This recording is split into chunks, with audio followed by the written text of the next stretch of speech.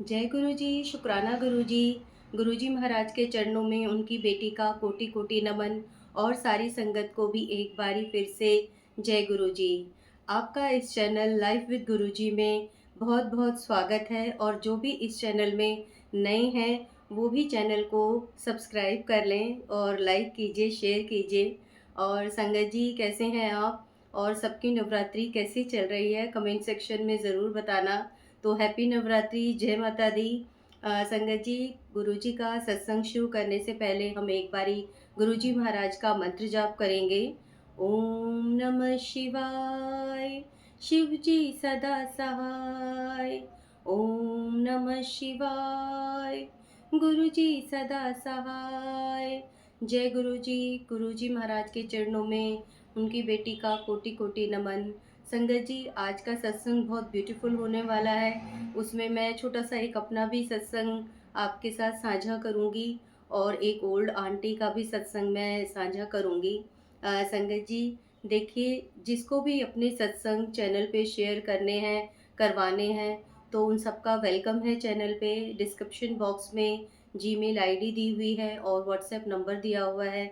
जो भी संगत इंडिया या इंडिया से बाहर है, अपना सत्संग शेयर करना चाहते हैं तो प्लीज़ ज़रूर आप ऑडियो रिकॉर्ड करके या रिटर्न भी आप दे सकते हैं। मैं पूरी कोशिश करूँगी आप सबके सत्संग शेयर करने के लिए।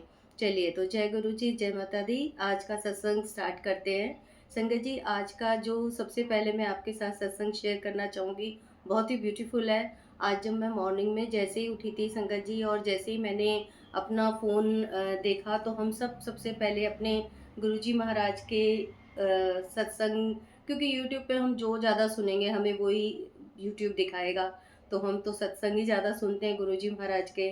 तो जैसे ही मैंने अपना सुबह उठते ही और जो है अपना यूट्यूब खोला, तो उसमें गुरुजी महाराज का मैसेज आया कि तेरे दरवाजे पे मैं और माँ लक्ष्मी दोनों साथ खड़े हुए हैं। तो मैंने बस ऐसे आगे स्क्रॉल कर दिया। मैंने सुबह सुबह तो नहीं सुना, पर मुझे थोड़ा सा वो लगा। मैंने कहा चलो भाई, मैसेज आया है गुरुजी का। मैंने कहा, लेकिन अपने मन में सोचा कि मुझे कहाँ ही से आज लक्ष्मी मिलेगी, या मुझे आज कहाँ से ही मतलब भाई पैसे आएंगे। माता लक्ष्मी का तो हम यही सोचते हैं ना कि माता लक्ष्मी तो पैसों वाली देवी है, वो तो हमें पैसे देती है। तो मुझे ये लगा, और आप बिलीव नहीं करेंगे, मुझे अभी अभी पता चला। मतलब मेरे को पूरे दिन में ये माइंड में नहीं आया कि आज फ्राइडे है। मैं सोच रही थी आज थर्सडे है। अभी मेरी बेटी ने बताया, मैं उसको पूछ रही थी कि आज कौन सा डे है, मुझे बड़े मंदिर भी जाना है। तो उसने बोला कि आज फ्राइडे है, और मैंने कहा मैं तुझे कल भी पूछ रही थी तो तू बोल रही थी कि नहीं आज तो वेडनेसडे। कह रही नहीं, आज तो मम्मी फ्राइडे है। तो देखिए, अब मुझे पता चला कि आज फ्राइडे है। और फ्राइडे तो आपको पता है, शुक्रवार तो माता लक्ष्मी का ही दिन होता है। मैंने भी माता लक्ष्मी के भी, मतलब गुरुजी ने मुझसे पहले फास्ट रखवाए थे, मैंने माता लक्ष्मी के भी फास्ट रखे हैं। और मतलब एक बारी नहीं, दो तीन बारी रखे हैं माता लक्ष्मी के फास्ट मैंने। तो गुरुजी का जब सुबह मैसेज आया कि मैं और माता लक्ष्मी दोनों तेरे द्वार पर खड़े हुए हैं, तो मुझे लगा कि मैं जैसे आपको बता रही हूँ कि मुझे लगा कि मुझे कहीं से ही, ऐसे तो बहुत सारे सत्संग आते ही रहते हैं। हर हर देखिए, हर संगत जी, हर सत्संग को हम अपने से तो रिलेट नहीं कर सकते। हाँ, कुछ सत्संग होते हैं जो हमें बार बार हमें दिखते हैं। फिर वो होता है कि हाँ, ये हमारे लिए कुछ मैसेज है, या गुरुजी हमें संकेत दे रहे हैं। क्योंकि गुरुजी हमें मैसेज इस तरह से भी देते हैं कि किसी के मुंह से बुलवा दिया, हमें ड्रीम दर्शन दे दिए, हमें कोई मैसेज दे दिया, हमें कोई सत्संग में बता दिया, या हमें किसी ने वैसे मिलके बता दिया। तो बस मैं तो वो देखा, और फिर मतलब, लेकिन हाँ, मेरे माइंड में 2-3 बारी ये आया कि मुझे कहीं से मिलेगी। तो संगत जी, आज एक तो शुक्रवार है, माता लक्ष्मी का दिन है। दूसरा, हमने गुरुजी की कृपा से, गुरुजी ने अभी होली से पहले ही हमने एक न्यू रेफ्रिजरेटर खरीदा है, डबल डोर का, सैमसंग का गुरुजी ने खरीदवाया। और जो हमारा पुराना रेफ्रिजरेटर था वो भी डबल डोर का सैमसंग का ही था। तो वो काफ़ी, मतलब इतने दिन से आप लगा लीजिए, होली ख़त्म हुए कितने दिन हो गए हैं, तो तब से वो भी रखा ही हुआ था घर में। और उसको मतलब किसी को भी हम वो नहीं कर पा रहे थे, बेच नहीं पा रहे थे, किसी से भी हमारा वो नहीं बन पा रहा था कि जितने में वो हमें कह रहे हैं और हम जितने में बेचना चाह रहे हैं। तो ऐसे ही चल रहा था। और आज मॉर्निंग में भी मैं कई दिन से अपने हस्बैंड को बोल रही थी कि मतलब भाई, जिस अगर कबाड़ी को भी देना है तो ये कबाड़ी को दे दो, क्योंकि बहुत ज़्यादा हौच-पौच हो रखी है घर में, इतनी स्पेस नहीं है। तो उन्होंने बोला ठीक है वो ईद मनाने गया हुआ है, वो आएगा 1-2 दिन में वो ले जाएगा। तो आज यही बात हुई, मैंने कहा ठीक है। और मैं रोज़ाना ही बोलती हूँ मॉर्निंग में जब भी वो जाते हैं, तो आज भी मैंने इसलिए बोला। लेकिन आज उन्होंने वो जैसे कि थोड़ी देर बाद ही उनका कॉल आ गया कि एसी की सर्विस करने के लिए मैंने भेजा है। तो मैं मना भी कर रही थी कि भई अभी-अभी मैंने सब घर का अपना साफ-सफाई का वो काम कर लिया है और मैं नहाने जा रही हूँ और तुम इस समय उनको भेज रहे हो, मेरा सारा फिर से काम बढ़ा जाएँगे, क्योंकि आपको पता है एसी की सर्विस करने आते हैं तो थोड़ा तो गंद फैल ही जाता है। और मैंने कहा 2-2 एसी लगे हुए हैं, वो दोनों जगह गंद फैला के जाएँगे तो फिर मुझे ही सारा साफ करना पड़ेगा, तुम सब तो चले गए हो। तो कहने लगे नहीं, नहीं अब करवा लो, और वो उसी टाइम पे फिर आ भी गया। तो संगत जी, इस सत्संग में मैं ये बता रही हूँ कि जो एसी की सर्विस करने के लिए आया, और जब वो आया था तो मैंने, हमारी शॉप है तो उस शॉप पे एक लड़का काम करता है, वो लेकर आया था उन्हें। तो मैं उसको ही बोल रही थी, अपने हस्बैंड के लिए मैसेज दे रही थी कि उनको बोलना कि ये फ्रिज उठवा दें आज, काफ़ी दिन हो गए हैं। तो उन्होंने भी सुन लिया, जो एसी की सर्विस करने के लिए आए थे। तो उन्होंने मेरे से आते ही पूछा कि भाभी जी आपका ये मतलब ख़राब है क्या ये फ्रिज? मैंने कहा देखो अभी तो वर्क नहीं कर रहा है, पर हाँ थोड़ा-सा है, इसमें प्रॉब्लम है, गैस वग़ैरह की है। तो वो कहने लगे कि ठीक है कितने में दोगे? मैंने कहा आप बता दो, आप बताओ पहले। तो वो कहने लगे मैं चेक करूँगा इसमें क्या ख़राबी, मैं फिर बताऊँगा आपको। मैंने बोला चलो ठीक है। मैंने कहा, मैंने अपने मन में सोचा अब हमें तो निकालना ही है इसे। हम तो काफ़ी टाइम से इतने दिन हो गए हैं इसको सोच रहे हैं निकालने के लिए। और उसने एसी की सर्विस करते हुए उस फ्रिज के बारे में भी बात की और चला के भी देखा। फिर उसने मेरे को अपने आप मतलब किसी से बात करके और बोला कि भाभी जी ये तो 1900 रुपये में जाएगा। वो 1800 कह रहे थे, मैंने 1900 में बोल दिया है। अब मुझे लग रहा था, मैंने सिर्फ़ एक बार बोला कि 2000 रुपये कर देते, तो उन्होंने बोला नहीं, इतने में नहीं। और हमने सही में जब न्यू रेफ्रिजरेटर लिया था, तो वहाँ से भी जो टेक्नीशियन आए थे, उन्होंने भी उसकी कीमत 1800 रुपये ही लगाई थी कि ठीक है, थोड़ा वर्क कर रहा है, तो इसे हम 1800 रुपये में ही लेंगे। लेकिन वो ऑनलाइन पेमेंट के लिए मुझे मेरी बैंक डिटेल्स माँग रहे थे, जो मैं देना नहीं चाह रही थी, तो इसलिए वो बात नहीं हो पाई थी। तो उन्होंने बोला, "मैं अभी आपको पैसे ट्रांसफ़र कर दूँगा और वो ले जाएँगे।" तो उसने बस जैसे ही एसी की सर्विस की, बात भी कर ली, और आप बोलोगे उसने उसी टाइम मेरे को फ़ोनपे से 1900 रुपये ऑनलाइन मेरे को पेमेंट कर दी। और मुझे बाद में फिर उस जब उसने मुझे पेमेंट कर दी और बाद में मुझे रियलाइज़ हुआ कि देखो, मतलब गुरुजी ने सुबह-सुबह ही मुझे बोला था कि लक्ष्मी माता और मैं तेरे घर के द्वार पे खड़े हैं। और मैंने कहा भई पैसों से, देखिए पैसों से रिलेटेड है हमारी माँ लक्ष्मी तो। और नवरात्रों में मैंने कहा माँ लक्ष्मी ने सच में, मैंने कहा मैंने सोचा ही नहीं था कि मतलब अभी ये बिक जाएगा या जो भी होगा और एकदम से मुझे पेमेंट मिल जाएगी। क्योंकि उसमें भी यही था, वो बोल रहे थे कि पहले आप अपनी बैंक डिटेल दे दो फिर हम देंगे। तो मैंने इसीलिए नहीं दी थी कि पता नहीं कितने दिन में ये लोग पैसे ट्रांसफ़र करेंगे, इतना चक्कर होगा, तो मैंने उस टाइम पे नहीं करा था। तो इस तरह से जो गुरुजी ने मैसेज दिया, तो मुझे यही लगा कि गुरुजी ने इसीलिए सुबह मेरे को ये मैसेज दिया था कि मैं और माँ लक्ष्मी, देखिए गुरुजी तो हमारे घर में पहले से ही विराजमान है। मैं नहीं कहूँगी कि वो अब आएँगे, नहीं, जब से गुरुजी का स्वरूप आ जाता है, गुरुजी तभी से आ जाते हैं। लेकिन हाँ, हमारे गुरुजी मैसेज हमें ज़रूर देते हैं। अब वो माँ लक्ष्मी खड़ी हुई थी, वो कह रहे थे माँ लक्ष्मी और मैं खड़े हुए हैं। तो चलो मैं शुकराना करूँगी गुरुजी का, माँ लक्ष्मी का, कि वो दोनों आए और उन्होंने मुझे आज मतलब कि अपनी माँ लक्ष्मी से प्राप्ति हुई 1900 रुपये की, जिसका मुझे कोई आइडिया नहीं था। और जय गुरुजी, शुकराना गुरुजी, और माता की भी जय हो, माता दी जय हो। और क्योंकि माँ ने मेरे ऊपर कृपा की और एक जो इतने दिन से काम अटक रहा था वो कंप्लीट करवा दिया और पेमेंट भी उसी टाइम मिल गई। तो संगत जी, इसीलिए गुरुजी के कल्याण करने के, गुरुजी के मैसेज देने के तरीके अलग-अलग होते हैं। और संगत जी, ये एक मेरा छोटा-सा आज का सत्संग था, बिल्कुल मॉर्निंग का ही जो मैं बता रही हूँ। और मैं आपको एक ओल्ड आंटी का सत्संग सुनाने जाऊँगी, शेयर करूँगी आपके साथ, और आपको बहुत अच्छा लगेगा, इसलिए प्लीज़ आप पूरा अंत तक बने रहिए। तो आंटी बताती हैं कि देखिए, जिस तरह से आजकल हमारी डिस्कशन यही चल रही है गुरुजी और माता रानी के ऊपर, क्योंकि हमारे नवरात्रि के दिन चल रहे हैं और यही हम लोग रोज़ डिस्कशन करते हैं और बहुत सारी जगहों पे डिस्कशन हो रही है। वहाँ हो रही है जो गुरुजी की संगत है, और उन्हीं के लिए होती है ये, जो गुरुजी की संगत है, जो गुरुजी की शरण में आ गए हैं, क्योंकि गुरुजी उनको ही बोलते हैं कि जगह-जगह मत भटको, मैं ही सब कुछ हूँ, मैं ही एक जोत हूँ और उस जोत में ही सब कुछ समाहित है। तो आज के उस पे भी यही है कि पहले वो आंटी दुबई में रहती थी, और जब का वो सत्संग है उस समय भी वो इंडिया में नहीं रहते थे।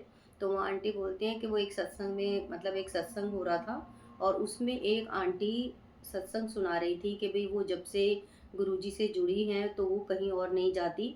जबकि वो आंटी पहले माता की बहुत बड़ी भक्त थी, माता को बहुत मानती थी, लेकिन जब से वो गुरुजी से जुड़ी और गुरुजी ने बोला कि इधर-उधर भटकने की ज़रूरत नहीं है तुम्हें, तो वो उस दिन से गुरुजी के ही मतलब आदेश को पालन कर रही थी और कुछ किसी और को नहीं मान रही थी और सिर्फ गुरुजी के ही उसमें थी। तो जब वो आंटी जिन आंटी का मैं सत्संग शेयर कर रही हूँ, वो आंटी ने बोला कि जैसे ही मैंने उनकी ये बात सुनी कि गुरुजी के पास जाके माता रानी को छोड़ना पड़ता है, गुरुजी ये कहते हैं कि फिर आपको कहीं जाने की ज़रूरत नहीं है। तो उन्होंने जैसे ये बात सुनी तो वो फटाफट कहती हैं कि मैं उठ के अपने उस रूम में गई जहाँ पे मैंने गुरुजी का स्वरूप लगा रखा था। तो उन्होंने गुरुजी को बोला कि गुरुजी, आप जैसा बोल रहे हो कि माता रानी को छोड़ दो, तो मैं आपको साफ-साफ बता रही हूँ कि मैं माता रानी को नहीं छोड़ूँगी। क्योंकि जब आप मुझे नहीं मिले थे, अभी आप मेरे को मिले हो, आप मेरे साथ हो और मैं आपसे बहुत धीरे-धीरे मेरा आपका प्यार भी बढ़ने लगा है। जैसा आंटी ने सत्संग शेयर किया है संगत जी, मैं पूरी कोशिश करूँगी कि मैं आपको वही बिल्कुल सत्संग शेयर करने के लिए, जिससे कि आपको वैसा ही फ़ील हो बिल्कुल। तो आंटी बोलती हैं कि जिस तरह से हम अपने गुरुजी से बात करते हैं, तो आंटी भी अपने उस रूम में गई और गुरुजी को बोला कि गुरुजी, ये मैं क्या सुन रही हूँ कि आप बोल रहे हो कि मैं माता रानी को छोड़ दूँ। अभी-अभी मेरा आपसे थोड़ा प्यार बढ़ना शुरू हुआ है और आप बोल रहे हो मैं माता रानी को छोड़ दूँ, तो मैं ऐसा नहीं कर सकती। मैं आपके कहने से क्या किसी के भी कहने से मैं अपनी माता रानी को नहीं छोड़ सकती, क्योंकि वो मेरी माँ है और जब आप नहीं थे मेरे जीवन में तो मेरी माता रानी तो बचपन से मेरे साथ हैं। उन्होंने जब भी मेरी दुःख तकलीफ़ हुई वो हमेशा मेरी माता रानी मेरे साथ खड़ी रही हैं। और आंटी ने बोला कि जो मेरे मम्मी-पापा हैं वो अब इस दुनिया में नहीं हैं, तो इसीलिए माता रानी और आपको ही मैं अपने माँ-पिता मानती हूँ। माता रानी मेरी माँ है, आप मेरे पिता हैं। तो जिस तरह से मेरे माता-पिता एक साथ रहते थे मेरे साथ, उसी तरह से अगर आप भी माता के साथ रह सकते हो, तो ठीक है, नहीं तो मैं आपको छोड़ दूँगी, लेकिन मैं माता रानी को नहीं छोड़ सकती। वो मेरी माँ है, मैं उनकी बेटी हूँ और चाहे अब कुछ भी हो जाए, अब पहले से ही आप मतलब आंटी ने तो गुरुजी को अल्टीमेटम दे दिया कि अभी तो भई मेरी नई-नई शुरुआत हुई है आपसे, तो अभी से ही देख लो कि मैं माता रानी को नहीं छोड़ूँगी। अगर आपने मेरे जीवन से जाना है, तो आप वो देख लो और अगर आपको रहना है, तो फिर आपको माता रानी के साथ ही रहना पड़ेगा। तो आंटी ने ये गुरुजी से बात कर ली और फिर आंटी बताती हैं कि वो थोड़ा सर्दियों के दिन थे और जब आंटी रात को सोईं, तो आंटी बताती हैं कि गुरुजी ने उन्हें इस बात का किस तरह से मतलब प्रमाण दिया कि वो ही माता रानी हैं। तो आंटी बोल रही हैं कि जब वो सोती हैं, सर्दियों के दिन थे, तो उनको अभी मॉर्निंग जैसे शुरू में 4-5 बजते हैं, तो कह रही हैं कि मेरे को ना थोड़ी-सी बर्ड्स की, उनकी कुछ ऐसे मतलब चहकने की आवाज़ आई। तो कह रही मैंने सोचा कि इतनी ठंड में, इतनी मतलब सुबह, भई कौन से पक्षी इतना मतलब आवाज़ कर रहे हैं, इतना चहक रहे हैं। तो कह रही हैं कि पहले तो मेरा मन बिल्कुल नहीं हुआ उठने का रज़ाई में से, क्योंकि ठंड थी उस समय, ठंड के महीने थे। कह रही लेकिन जब वो थोड़ा ज़्यादा ही मतलब मेरे को आवाज़ आने लगी तो मैंने सोचा लेटे-लेटे कि शायद कोई पक्षी हो, किसी को भूख भी लग सकती है, किसी को प्यास भी लग सकती है या किसी को कुछ मतलब हुआ तो नहीं है जो इतना मतलब ये शोर मचा रहे हैं। तो चलो मैं एक बारी जाके बाहर देखती हूँ। और जब वो आंटी बताते हैं कि जब आंटी बाहर गईं, तो उनको एक मोटा-सा पक्षी दिखा और वो कहती हैं वो पिजन तो नहीं था, पिजन के टाइप का था, बट पिजन नहीं था और थोड़ा मोटा गोलू-मोलू सा था। तो और उनके साथ एक पतली-सी और वैसी ही बर्ड थी और 2-3 और पक्षी थे उनके साथ वैसे ही उसके वो थे, पर वो बताती हैं कि वो पिजन नहीं थे। और आंटी बोलती हैं कि मैंने देखा कि ये मतलब इतना चहक रहे, तो मैं अंदर गई और मैंने उनके लिए थोड़ा-सा दाना डाल दिया कि शायद इनको भूख लग रही होगी तो भई इसलिए ये शोर मचा रहे हैं। तो कहने लगी मैं उनको दाना डाल के और मैं थोड़ी देर खड़ी हो गई उन्हें देखने के लिए कि ये खाएँगे या क्या करेंगे। तो कह रही हैं कि तब गुरुजी ने मतलब मैं वहाँ खड़ी हुई थी, तब गुरुजी ने मेरे माइंड में ये थॉट डाला। मुझे एकदम ऐसा लगा कि जो वो मोटू गोलू मोलू से है, वो हमारे प्यारे से गुरुजी हैं। कह रही क्योंकि वो भी उतने प्यारे से मुझे लग रहे थे, तो कह रही एकदम से मेरे माइंड में यही आया कि ये जो मोटू से हैं ये गुरुजी हैं और जो वो पतली सी हैं और वैसी हैं वो शायद माता रानी हैं और जो उनके साथ और वो हैं वो कार्तिकेय और गणेश जी हैं और नंदी हैं, ऐसे करके आंटी ने बोला कि मतलब मुझे ये लगा कि गुरुजी ने मुझे दिखाया कि ये देख, ये मेरा पूरा शिव परिवार है और मैं हम अलग नहीं हैं, माता रानी और मैं एक साथ ही हैं और हम अलग नहीं हैं और ये मेरा पूरा परिवार है, तो हम तो एक साथ ही हैं तेरे साथ। तो आंटी कहती हैं कि गुरुजी ने मुझे इतना अच्छे से मतलब एक एग्ज़ाम्पल दिखाया, इतना अच्छा मुझे मतलब आंसर दिया कि जो तेरे को कन्फ्यूज़न हो रही है कि मतलब भई मेरे से रिश्ता तोड़ देगी या और माता रानी को नहीं छोड़ेगी, तो वो कोई बात नहीं है, हम तो एक ही हैं, माता रानी और मैं एक ही हैं। तो आंटी बताती हैं कि इतना अच्छा मतलब आंसर शायद ही और कोई दे सकता है, पर हमारे गुरुजी महाराज हमारी छोटी-छोटी कन्फ्यूज़न्स को भी, हमारे छोटे-छोटे भी जो माइंड में चल रहे होते हैं क्वेश्चन्स, उनके सबके जवाब देते हैं संगत जी। तो आंटी को गुरुजी ने इस तरह से इतना प्यारा सा आंसर दिया, लेकिन आंटी बताती हैं कि फिर भी उनके माइंड में मतलब कि वो चलता रहता था और जिस तरह से वो गुरुजी से बात करती थी, माता रानी से भी वो बताते हैं कि बहुत उनके जब क्रिटिकल टाइम्स चल रहे थे ज़िंदगी में, देखिए हमारी लाइफ में सुख-दुःख चलता रहता है और आंटी भी जब थोड़ा-सा ऐसे उसमें थी तो उनको भी माता रानी का बहुत सपोर्ट था, क्योंकि आंटी बताती हैं कि वो माता रानी के कीर्तन करती हैं, भजन करती हैं और फ़ेसबुक पे और उन पे उनका वो होता है और वैसे भी वो कीर्तन करती हैं, लाइव आके करती हैं फ़ेसबुक वगैरह पे, सोशल मीडिया पे। आंटी ने बताया कि इस तरह से वो काफ़ी टाइम से मतलब माता रानी की ये सब कर रही हैं, चौकी लगाती हैं। तो माता रानी से उनकी बहुत मतलब बॉन्डिंग है, बहुत उनकी अटैचमेंट है, बहुत उनकी लाइफ़ में माता रानी मैटर करती हैं। इसीलिए उन्होंने गुरुजी को साफ-साफ बोल दिया था कि मैं माता रानी को नहीं छोड़ सकती। तो गुरुजी ने आंसर तो दे दिया, लेकिन आंटी बोलती हैं कि वो हमेशा गुरुजी से और माता रानी से दोनों से ये क्वेश्चन पूछती रहती थी कि माता रानी, अगर गुरुजी और आप एक ही हो, तो फिर कभी भी इससे पहले मेरे को मतलब आप गुरुजी के रूप में क्यों नहीं दिखी? क्योंकि अब मैं जब फ़ेसबुक खोलती हूँ या इंस्टा खोलती हूँ या कुछ भी हम सोशल मीडिया पे देखो, यूट्यूब पे आप ज़रा-सा भी सर्च करोगे तो गुरुजी का आप सर्च भी मत करो, आपको गुरुजी ना हर जगह मिल जाएँगे।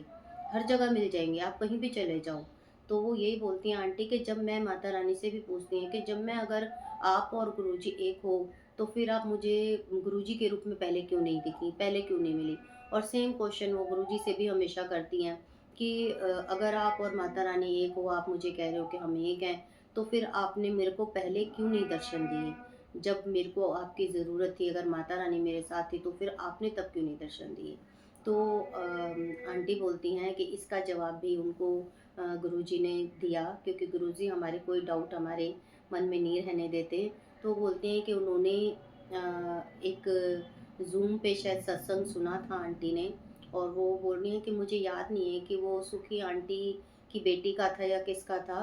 तो सॉरी संगत जी, इसलिए मेरे को भी नहीं पता है, क्योंकि आंटी भी बोल रही थी कि वो उसी टाइम एक्चुअल में लाइव चल रहा था ज़ूम पे और उसी टाइम आंटी लाइव में जुड़ी थी।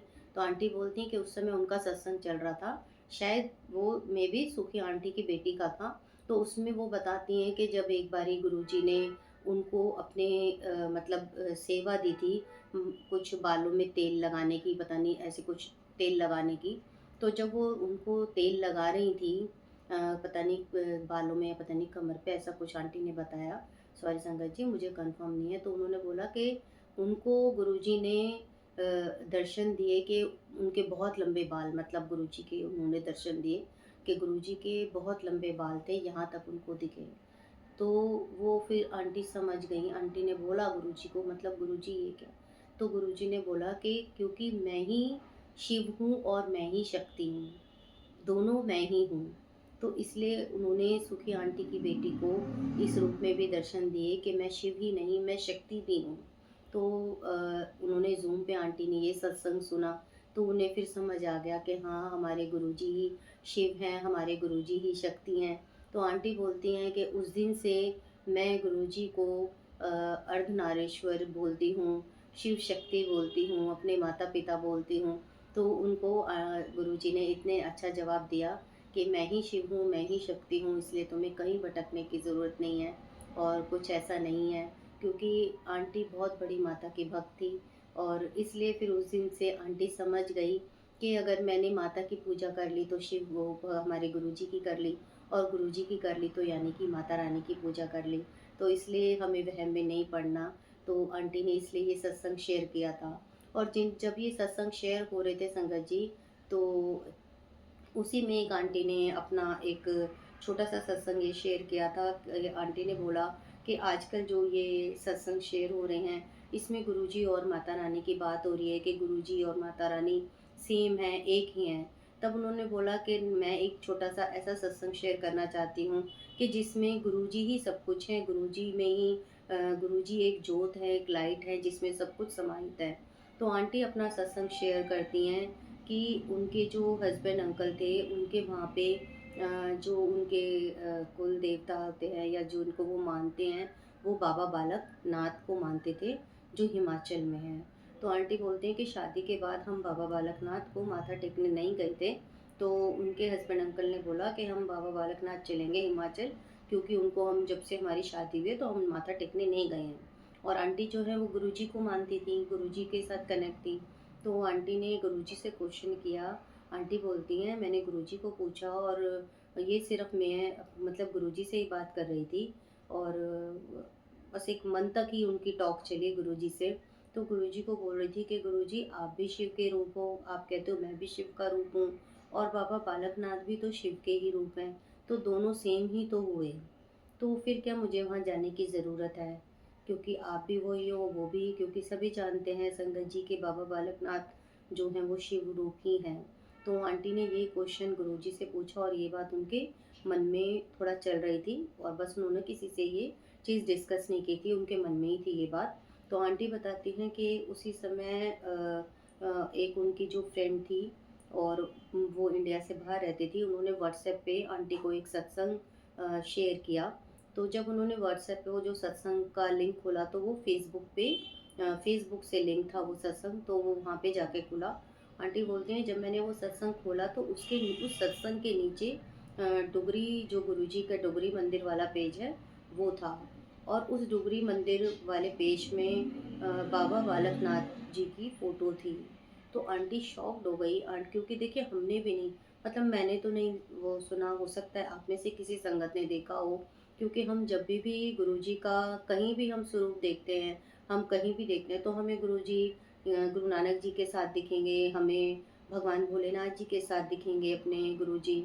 मतलब इन्हीं हमें उसमें दिखेंगे या मोर दिख जाएगा कि मोर बना हुआ है गुरुजी के साथ या बटरफ्लाई बनी हुई है ना? यही दिखता है हमें। लेकिन आंटी बोलती हैं कि उन्होंने भी फर्स्ट टाइम देखा कि गुरुजी के डुगरी मंदिर के पेज पे उसके ऊपर बाबा बालकनाथ की फ़ोटो है। तो वो बोलने लग उन्होंने सोचा कि अरे! ये तो मैंने फर्स्ट टाइम देखा है। तो यानी कि गुरुजी मुझे ये मैसेज दे रहे हैं कि हाँ, जो तेरे मन में क्वेश्चन चल रहा था कि मैं और बाबा बालकनाथ मतलब शिव का ही रूप है और हम सब एक ही हैं। तो आंटी ने बोला कि ऐसा मैंने अपनी लाइफ़ में कभी नहीं देखा था और उसके बाद भी मैंने कभी नहीं देखा।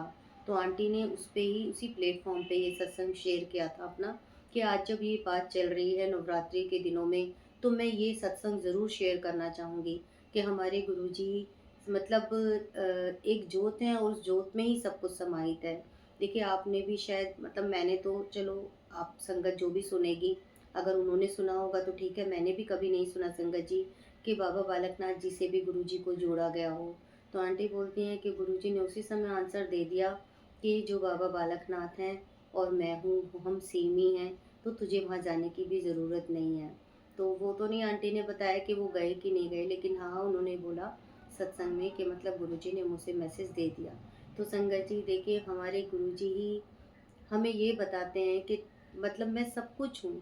अगर तुमने मुझे पूज लिया, तुमने मुझे मान लिया, तुमने मेरा हाथ पकड़ लिया या मैंने तुम्हारा हाथ पकड़ लिया, तो बस अब तुम्हें कहीं जाने की ज़रूरत नहीं है। अब तुम आराम से बैठो, तुम्हारा कल्याण समझो हो गया। हाँ, वो गुरुजी हमारे निश्चित करते हैं। देखिए हमारे जीवन में ज़रूरी तो नहीं है कि हम गुरुजी से जुड़ गए हैं तो कोई सुख या दुःख हमारे मतलब सुख ही सुख आएँगे और हमारे जीवन में कोई हमें परेशानी नहीं आएगी, कोई दुःख नहीं आएगा। वो हमारे कर्मों के हिसाब से ज़रूर आएगा और आते भी हैं और वही बात है कि पर शायद वो जो हमारे दुःख, हमारी तकलीफ़ें हमारे पास आती हैं, वो हमारे पास बहुत शॉर्ट होके आती हैं। जैसा कि गुरुजी कहते थे कि मेरे से जुड़ जाओगे तो 90% मैं काटूँगा और सिर्फ़ तुम्हारे पास 10% ही आएँगे और वो 10% भी तुम्हें काटने बहुत मुश्किल हो जाएँगे। तो इसलिए एक आपने शब्द भी सुना होगा, थिर कर बैठो। तो वो उसका मतलब यही है उस शब्द का कि अब तुम एक जगह स्थिर होके बैठ जाओ, क्योंकि तुम मेरे छत्र छाया में आ गए हो, मेरे पास आ गए हो, तो अब तुम स्थिर होके बैठ जाओ, कल्याण तुम्हारा यहीं हो जाएगा। तो इसलिए संगत जी, सत्संग सब अच्छे हैं और अगर हम सब सत्संग को सुनते हैं, तो हमें ज़रूर कहीं न कहीं कुछ ना कुछ इतना अच्छा हमारे लिए मैसेज मिल जाता है कि जिसे हम कभी सोच भी नहीं सकते। और जो मैंने ये बाबा बालकनाथ वाला सत्संग सुना था, तो जैसे कि मैं हमेशा हम मैं ही नहीं, आप लोग भी ऐसा बोलते हैं कि भई हम इस साल गुरु इस वाली अपने इस जन्म में हम गुरुजी से इस साल मिले थे, हमारी जर्नी इस साल शुरू हुई थी, क्योंकि हमें नहीं पता हमारे गुरुजी हमारे साथ कब से जुड़े हैं।